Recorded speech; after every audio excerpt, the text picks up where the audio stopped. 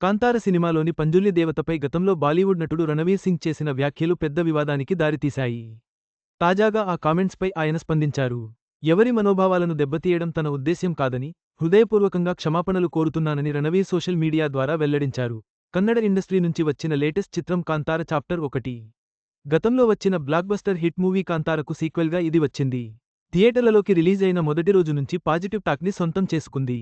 అద్భుతమైన కలెక్షన్స్ సొంతం చేసుకుంది. ఇప్పుడు మరోసారి ఈ చిత్రం సోషల్ మీడియాలో చర్చకు కారణమైంది. అందుకు కారణం కూడా లేకపోలేదు.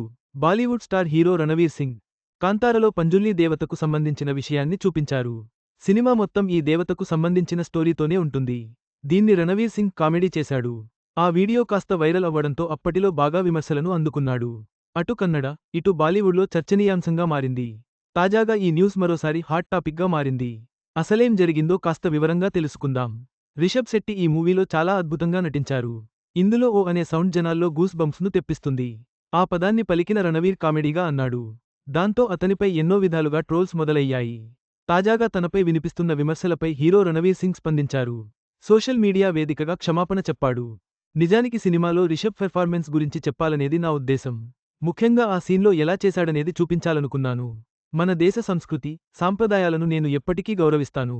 ఎవరి మనోభావాలనైనా దెబ్బతీసి ఉంటే హృదయపూర్వకంగా క్షమాపణలు కోరుతున్నాను అని రణ్వీర్ తన సోషల్ మీడియా అకౌంట్ స్టోరీలో రాసుకొచ్చాడు. ప్రస్తుతం ఇది మరోసారి హాట్ టాపిక్గా మారింది.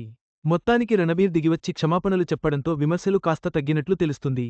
మరి దీనిపై కన్నడీలు ఎలా స్పందిస్తారో చూడాలి. కన్నడ స్టార్ హీరో రిషబ్ శెట్టి నటించిన కాంతారా మూవీ భారీ సక్సెస్ని అందుకుంది. ఆ సినిమాకు సీక్వెల్గా కాంతార చాప్టర్ 1 రీసెంట్గా థియేటర్లలో రిలీజ్ అయింది. దసరా సందర్భంగా ఈ సినిమా థియేటర్లలోకి వచ్చింది.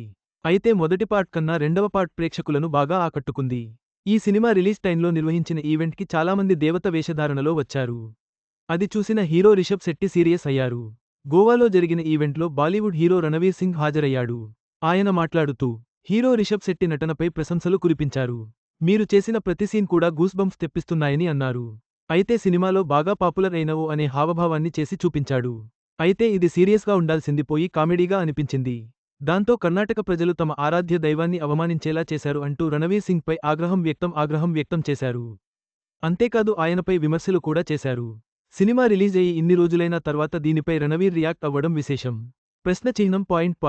402 నుండి 29, 2025 మొత్తానికి రణవీర్ సింగ్ క్షమాపణలు చెప్పడంతో ఈ వివాదంపై విమర్శలు కొంతవరకు తగ్గుముఖం పట్టాయి. అయితే ఈ విషయంలో కన్నడ ప్రేక్షకులు, ఇండస్ట్రీ వర్గాలు ఎలా స్పందిస్తాయో చూడాలి. రణవీర్ వివరణను వారు ఎంతవరకు ఆమోదిస్తారనేది వేచి చూడాలి.